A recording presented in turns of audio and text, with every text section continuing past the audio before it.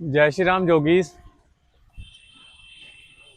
तो आज हम आए हैं ध्रुव पार्क में योग करने के लिए। आज मेरे साथ हमारे दोस्त अंशु जी और हर्षिता वालिया जी आए हैं और अंशु चल प्रैक्टिस चल रही है। तो आज हम आपको बताएंगे कि योग की प्रैक्टिस कैसे और कैसे कब शुरू करें। तो सबसे पहले मिलते हैं हर्षिता जी से जो योग की प्रैक्टिस कर रहे हैं। जो दोनों मेरे दोस्त हैं हर्षिता जी और अंशु जी, वो प्रैक्टिस कर रहे हैं। तो सबसे पहले ये बॉडी को वार्म अप कर रहे हैं।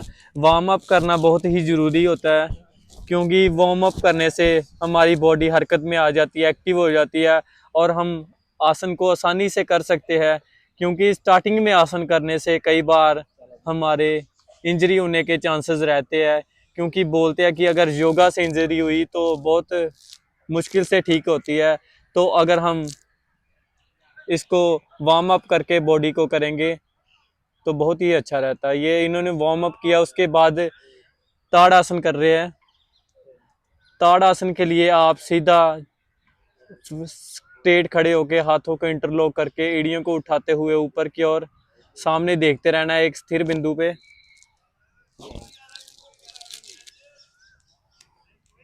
और इसके बाद ये आसन करने के बाद आगे दूसरा आसन करेंगे वृक्ष आसन। वृक्ष आसन के लिए सीधा स्ट्रेट खड़े होके एक पाँव को सिवनी द्वार पे लगा के ऊपर की ओर करते हैं और ध्यान हमारा एक स्थिर बिंदु पे रहेगा। श्वास को रोक के भी रख सकते हो। इसे करने के बहुत से फायदे हैं। ध्यान एकाग्र होता है और भी कई प्रॉब्लम से दूर रहता है।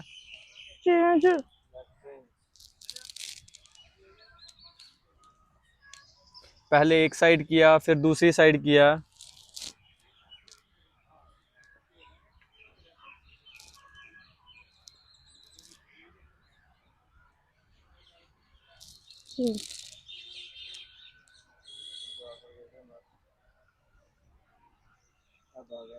ऐसे ही कम से कम आप एक आसन में 30 सेकंड रुकिए।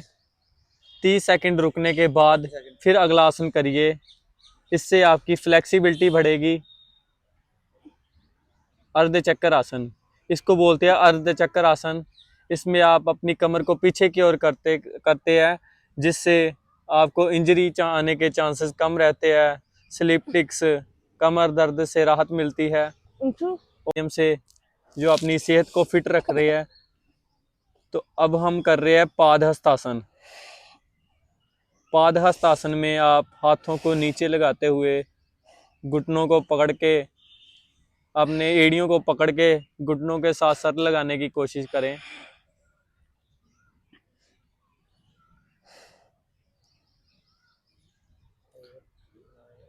इसकी आप धीरे धीरे प्रैक्टिस करते रहिए।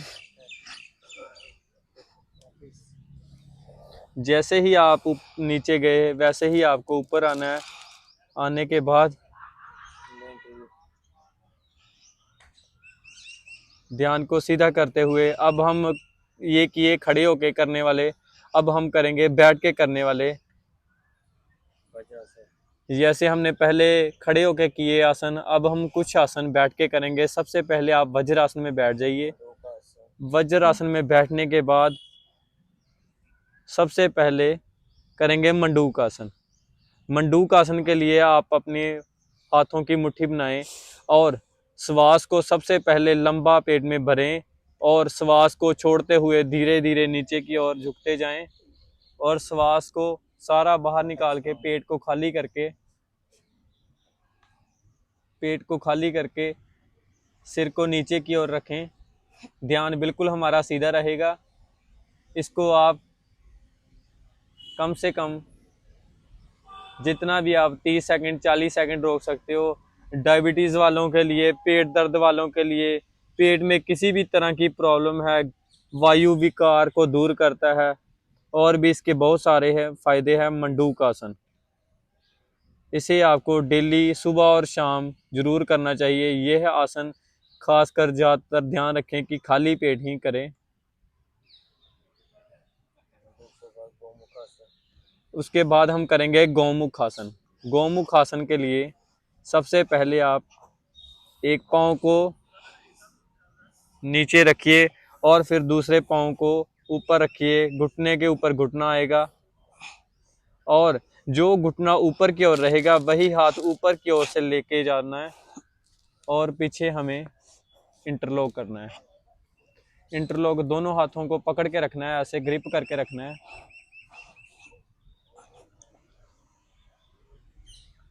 ये देख सकते हो आप, हाथों को ऐसे ही ग्रिप करके रखना है और इसे 30 सेकंड होल्ड करते हुए फिर दूसरी साइड चेंज करेंगे।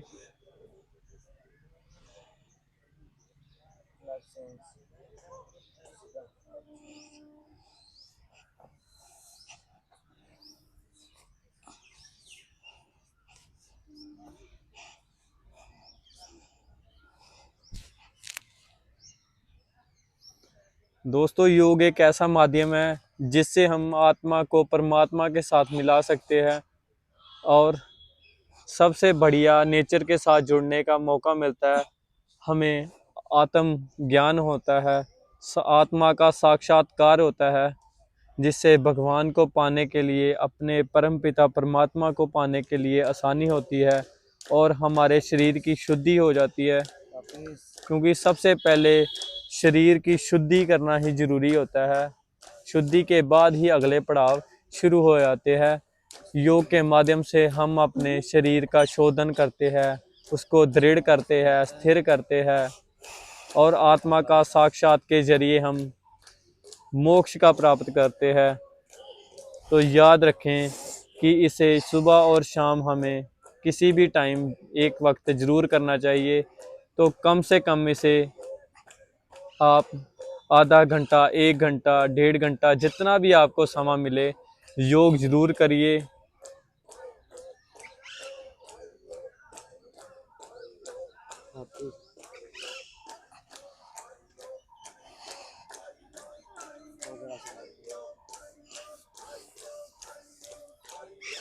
जैसे अभी किया हमने पश्चिमोत्तान आसन, ऐसे ही अगले आसन में आएंगे।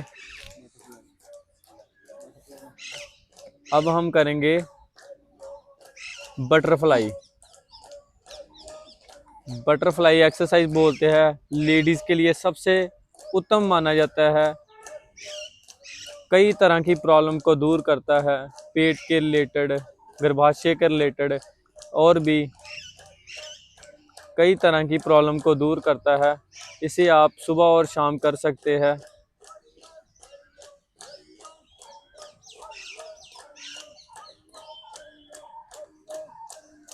बटरफ्लाई, जिसको हम तितली आसन बोलते हैं। कमर को सीधा करते हुए अपने पाँव को ऐसे बटरफ्लाई की तरह ऊपर नीचे करना है। इसे करने से बहुत तरह की प्रॉब्लम दूर होती है और सबसे आसान भी है। इसे कोई भी बच्चा, बूढ़ा, किसी भी वर्ग के लोग कर सकते हैं। तो अब हम करेंगे लेट के कुछ आसन। जैसे कि सबसे पहले पीठ के बल लेट जाइए। आप देख सकते हो जैसे कि ये सीधा पीठ के बल लेट गए। और सबसे पहले करेंगे अर्धहल आसन। अर्धहल आसन के लिए धीरे से पाँव को उठाएंगे और 90 डिग्री पर सीधा रखेंगे, जैसे कि आप देख रहे हैं। ये हो गया हमारा अर्धहल आसन। इसके बाद धीरे से आएंगे सर्वांग आसन में। सर्व अंगों को पुष्टि देने वाला यह आसन सर्वांग आसन। सर्वांग यानी कि आंखों के रिलेटेड, सिर के रिलेटेड किसी भी तरह की कोई गंभीर प्रॉब्लम है तो उसे दूर करता है, सर्व अंगों को पुष्टि देता है और हमारे सिर दर्द, माइग्रेन, आंखों की प्रॉब्लम को दूर करता है। इसके बाद आप पाँव को धीरे धीरे पीछे की ओर करते हुए हल आसन में आएंगे।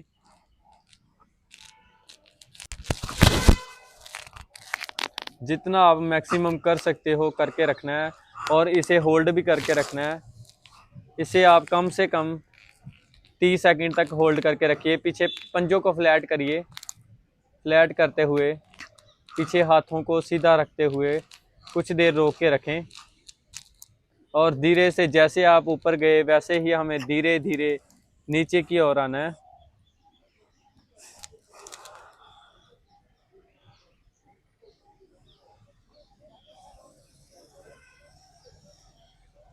नीचे आते वक्त हमें कुछ सेकंड होल्ड करने, जैसे 5 से 10 सेकंड इसे रेस्ट देनी है और जाने की गहरा लंबा श्वास पर श्वास लेते हुए अब हम करेंगे पवन मुक्त आसन। पवन मुक्त आसन के लिए आप इसे सिंगल लेग से भी कर सकते हो और दोनों लेग्स से भी कर सकते हो। तो अब हम करेंगे दोनों लेग्स से, पाँव को पास करते हुए, हाथों से इंटरलॉक करते हुए, गर्दन को ऊपर उठाते हुए पहले श्वास भरना है और फिर श्वास को छोड़ते हुए ऊपर की ओर होल्ड करके रखिए। पेट यहाँ पे खाली रहेगा। ये शरीर में बढ़ी हुई वायु विकार को दूर करता है और हमें कई तरह की प्रॉब्लम से बचाता है। इसे बोलते हैं पवन मुक्त आसन, यानी कि पेट में बढ़ी हुई वायु विकार को दूर करता है पवन मुक्त आसन। इसके बाद धीरे से रिलीज करते हुए हाथों को सीधा करिए। अब हम करेंगे चक्कर आसन। चक्कर आसन के लिए सबसे पहले पाँव को पास रखिए, हाथों को पीछे की ओर करते हुए अपनी बॉडी को एक साथ उठाइए। 1 2 3 ऐसे ही श्वास को भरते हुए ऊपर की ओर जितना आप मैक्सिमम उठा सकते हो उठा के रखना है। जितना आप 30 सेकंड 40 सेकंड जितना भी होल्ड कर सकते हो होल्ड करके रखना है। और ऐसे ही जैसे आप ऊपर गए वैसे ही हमें धीरे धीरे नीचे की ओर आना है। आराम से रखिए अपनी बॉडी को नीचे, अपनी बॉडी को स्थिर करिए। गहरे लंबे श्वास पर श्वास लीजिए और इसके बाद आपको कुछ देर शव आसन में लेट के, यानी कि ये पोजीशन आप देख रहे हैं, हाथों को ऊपर की ओर रखिए और अपनी हर श्वास के साथ अपनी बॉडी को रिलैक्स करिए। रिलैक्स करने के बाद हम करेंगे पेट के बल करने वाले कुछ आसन। पेट के बल करने वाले सबसे पहले हम करेंगे शलभ आसन। शलभ आसन के लिए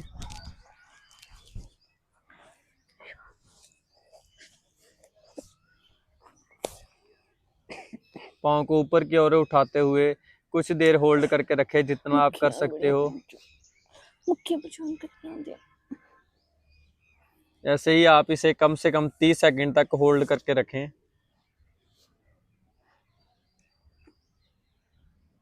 तो फिर अब हम नीचे की ओर ऐसे ही जैसे लेके गए वैसे ही नीचे रखना है और अब हम करेंगे धनुरासन। धनुरासन के लिए अपने पाँव को पकड़िए जैसे आप वीडियो में देख रहे हैं और ऐसे ही हमें श्वास को भरते हुए ऊपर की ओर करना है, जितना आप मैक्सिमम कर सकते हो।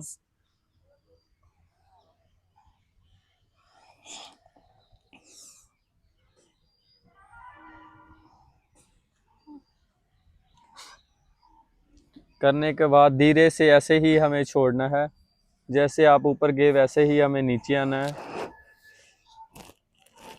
और यहाँ से अब हम करेंगे भुजंग आसन। भुजंग आसन में ऐसे ही हम हाथों को आगे रखते हुए श्वास को भरते हुए ऊपर की ओर मैक्सिमम जितना आप होल्ड कर सकते हो, 15 सेकंड 20 सेकंड 30 सेकंड करने के बाद वैसे ही श्वास को छोड़ते हुए नीचे की ओर। इससे कमर दर्द, स्लिप डिस्क और भी कई तरह की प्रॉब्लम दूर होती है। जठराग्नि को प्रदीप्त करता है। तो आसनों के बाद तो अब हम करेंगे प्राणायाम। प्राणायाम बहुत ही उत्तम प्राणायाम माने जाते हैं, जो कि हम भस्त्रिका प्राणायाम से शुरू करेंगे। तो सबसे पहले किसी भी सुखपूर्वक आसन में बैठ जाइए। पद्मासन, अर्ध पद्मासन, सुखासन। आंखों को बंद करते हुए सबसे पहले हम करेंगे भस्त्रिका प्राणायाम। भस्त्रिका प्राणायाम के लिए हमें नासिका के रास्ते ही श्वास को लेना और नासिका के रास्ते ही छोड़ना है। इसको बोलते हैं लोहार की दोगनी, जैसे ही हमें फोर्सफुली श्वास को नासिका के रास्ते लें और नासिका के रास्ते ही छोड़ें। इसको आप 3 वेरिएशन में कर सकते हो, तीव्र गति, मध्यम गति और धीमी गति। सबसे पहले आप स्टार्टिंग में धीमी गति में करिए, फिर मध्यम गति में करिए, फिर तीव्र गति से करिए, जिसमें आप 1 सेकंड में श्वास को लेंगे और 1 सेकंड में ही श्वास को छोड़ेंगे। उसके बाद दूसरे नंबर पर किए जाने वाला प्राणायाम कपालभाति प्राणायाम। इसके लिए आप फोर्सफुली श्वास नासिका के रास्ते ही लेना है, नासिका के रास्ते ही अपने आप अंदर चला जाता है। इसको आप फोर्सफुली बाहर कर सकते हो।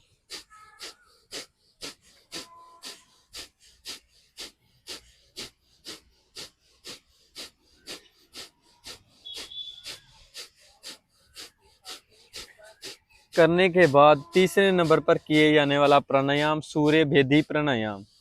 सूर्य भेदी प्राणायाम के लिए आप हाथों की प्रणव मुद्रा बनाते हुए राइट नॉस्ट्रिल से यानी कि अपने दाईं नासिका से श्वास को लेना है। 8 सेकंड में लिया और 16 सेकंड में लेफ्ट यानी कि ईड़ा नाड़ी से छोड़ दिया। ऐसे ही हमें कम से कम इसके 10 से 20 काउंट करने हैं।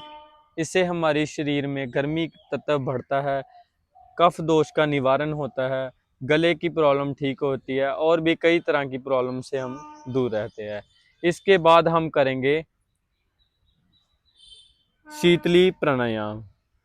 शीतली प्राणायाम के लिए आप सबसे पहले अपने जीभ को एक पाइप की भांति बनाएंगे, यानी कि गोल करते हुए जीभ के रास्ते ही हमें श्वास को अंदर लेना है और नासिका के रास्ते श्वास को धीरे धीरे छोड़ना है। ये प्राणायाम हमारी बॉडी को ठंडक प्रदान करता है और गर्मियों में किए जाने वाला प्राणायाम सबसे उत्तम माना जाता है। मुंह में पड़े हुए छाले, पेट में बढ़ी हुई गर्मी, अल्सर, कई तरह की प्रॉब्लम से हमें निजात दिलाता है और सबसे उत्तम प्राणायाम माना जाता है। गर्मियों में खासकर इसका अभ्यास जरूर करें। और इसके बाद हम करेंगे अनुलोम विलोम। आप इन तीनों प्राणायाम के बाद अनुलोम विलोम जरूर करिए, क्योंकि तीनों प्राणायाम जैसे भस्त्रिका, कपालभाति और सूर्य भेदन के बाद हमारे शरीर में अग्नि तत्व बढ़ जाता है। इसको बैलेंस करने के लिए आप अनुलोम विलोम जरूर करिए।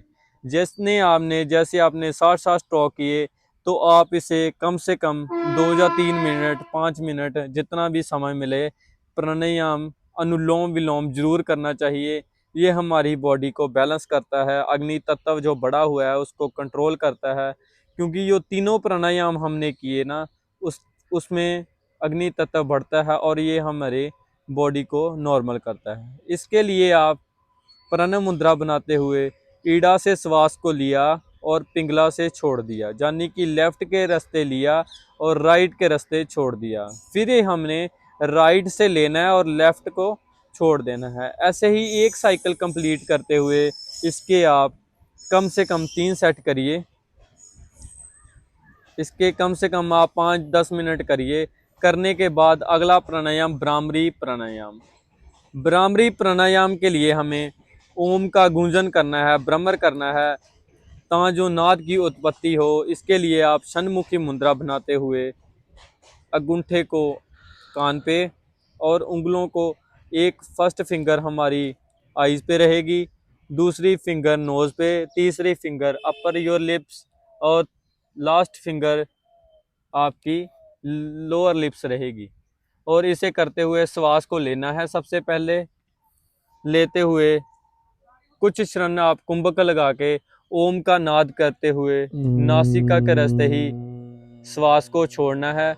याद रखें कि अपनी जीभ को सॉफ्ट पैलेट के साथ यानी कि तालू के साथ लगा के रखें। दांतों में थोड़ा सा गैप रखते हुए भ्रमर का गूंज करना है।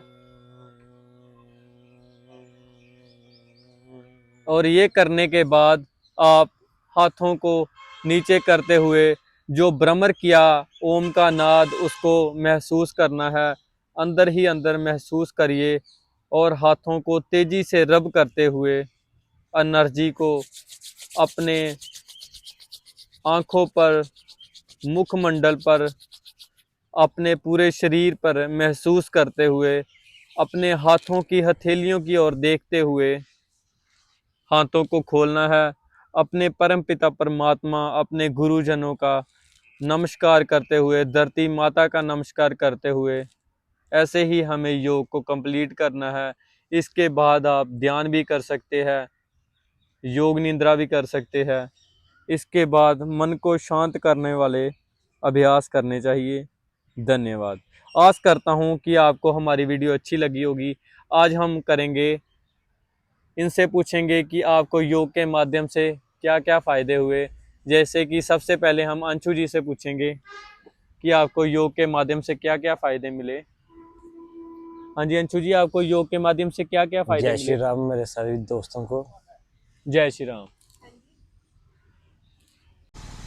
तो अब हम प्राणायाम के बाद हर्षिता वालिया जी से पूछेंगे कि उनको क्या क्या फ़ायदा हुआ इस योग में आने का।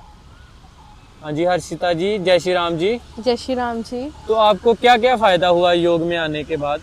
योग से मेरी मेंटली हेल्थ, फिज़िकली तो फिट हुई हूँ मैं, और मेरे काफ़ी सारे हेल्थ इश्यूज़ थे, थायराइड वगैरह, वो भी ठीक हुए हैं।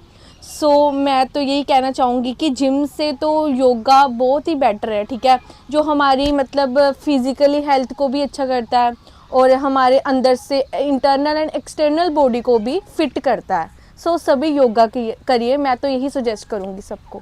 तो इनका कहना है कि आप योग जरूर करिए, करें योग, रहे निरोग। और योग करने से हमारी कई तरह की प्रॉब्लम दूर होती है। हमारी शारीरिक, मानसिक तौर पे, आध्यात्मिक लेवल पे हम बहुत ही ऊंचा उठ जाते हैं और हमें बहुत से फ़ायदे होते हैं। कई तरह की बीमारियों से निजात मिलता है और हमारी फिज़िकल फिटनेस के लिए बहुत ही ज़रूरी है।